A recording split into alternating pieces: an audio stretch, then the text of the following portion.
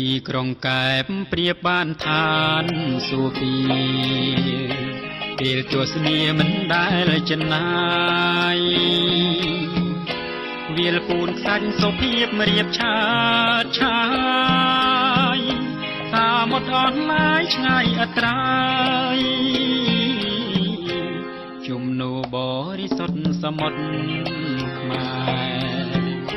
ប្រុសស្រីតែងតែមកលំហើយខ្លាំងងូតទឹកខ្លាំងប្រឡែងឆ្លងឆ្លើយខ្លាំងពីកាយដោយក្តីស្នេហាខំអ្វីតែរូបខ្ញុំទុករំដំក្រៀមក្រំអរាមានតែផ្ទៃជលសាទើបដឹងថាតើខ្ញុំព្រួយព្រោះរឿងអ្វី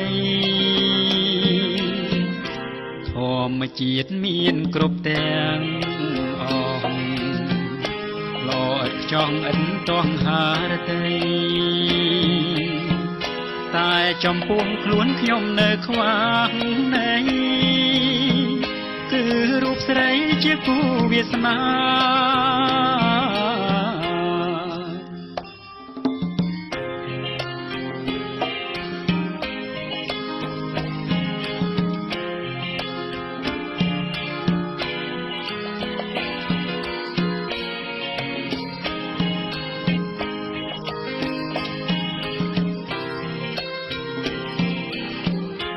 ខុសអ្វី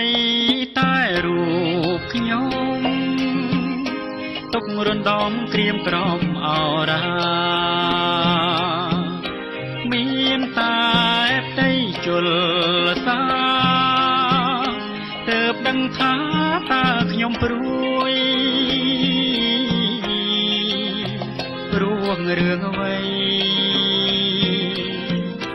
ធម្មជាតិមានគ្រប់ទាំងអស់ល្អឥតខ្ចង់ឥតទាស់ហារតីតែចំពោះខ្លួនខ្ញុំនៅខ្វះនៃ